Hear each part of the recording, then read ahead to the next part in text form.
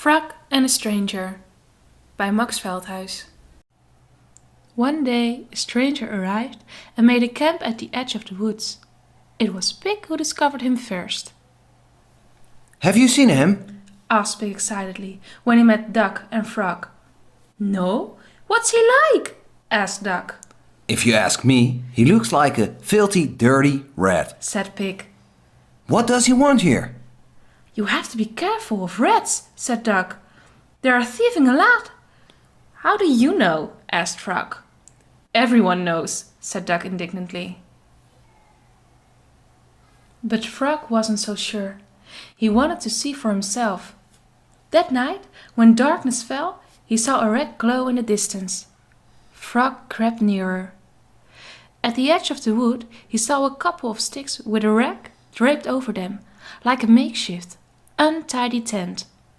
The stranger was cooking in a pot over a fire. There was a wonderful smell, and Frog thought it all looked very cozy. I've seen him, Frog told the others next day. And? Asked Pig. He looks like a nice fellow, said Frog. Be careful, Said Pig. Remember, he's a dirty rat. I bet he'll eat all our food without ever doing a day's work, said Duck. Rats are cheeky and lazy. But that wasn't true. Rat was always busy. He collected wood and skillfully made a table and bench. He wasn't really dirty either. He often bathed in the river, although he looked a little scruffy. One day, Frog decided to visit Rat. Rat was sitting resting on his new bench in the sun.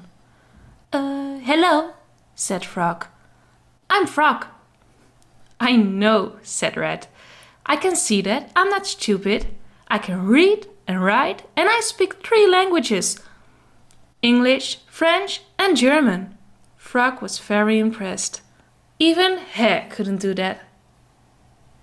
Just then, Pig arrived. Where are you from? He asked Rat angrily. From everywhere and nowhere, replied Rat calmly. Well, why don't you go back? Cried Pig. You have no business here. And Rat remained calm. I have traveled all over the world, said Rat unmoved. It's peaceful here, and there's a wonderful view over the river. I like it here, I bet you stole the wood. said Pig. I found it, said Rat in a dignified voice. It belongs to everyone, Dirty rat. muttered Pig. Yes, yes, said Rat bitterly. Everything is always my fault. Rat is always blamed for everything. Frog, Pig, and Duck went to visit Hare. That filthy rat must leave. Said Pig. He has no right to be here. He steals our wood. And is rude as well, cried Duck. Quiet, quiet, please, said Hare. He may be different from us, but he's not doing anything wrong, and the wood belongs to everyone. From that day on, Frog went to visit Rat often. They sat side by side on the bench, enjoying the view, and Rat told Frog stories of his adventures around the world, for he had traveled widely and had had many exciting experiences. Pig disapproved of Frog. You shouldn't go around with that filthy rat. He said. Why not? Asked Frog. Because he's different from us, said Duck. Different? Said Frog. But we're all different. No, said Duck. We belong together. Rat isn't from round here. Then one day, Pig was careless while he was cooking. Flames leaped from the frying pan.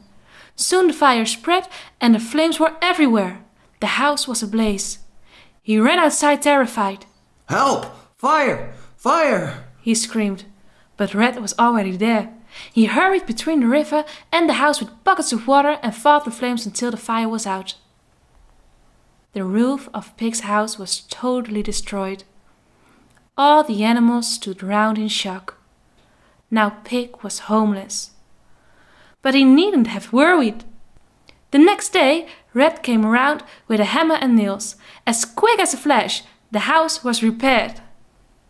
Another time, Hare went to the river to fetch some water. Suddenly he slipped and fell into deep water. But Hare couldn't swim.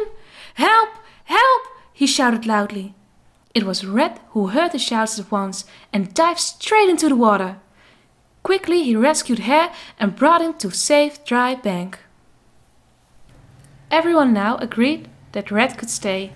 He was constantly happy and cheerful and was always there if someone needed help. He often thought of fun things to do, like having a picnic by the river or a trip into the forest. And during the evenings, he told them all exciting stories about dragons in China and other exciting things he had encountered in the world. It was a very happy time, and Red always had new tales to tell. But one fine day, when Frog visited his friend Red, he couldn't believe his eyes. The tent had been taken down, and Red was standing there with his backpack. "Are you leaving?" asked Frog in amazement. "It's time to move on," said Red. "I might go to America. I've never been there." Frog was devastated. With tears in their eyes, Frog, Duck, Hare and Pig said goodbye to their friend. "Perhaps I'll come back one day," said Red cheerfully. "Then I will build a bridge over the river." Then he left, that filthy, dirty, but nice, cheeky, helpful, clever Red. They stared after him until he disappeared behind the hill.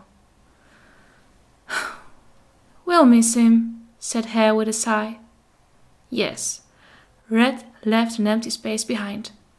But the bench was still there, and the four friends often sat together on it and talked over their memories of their good friend Red.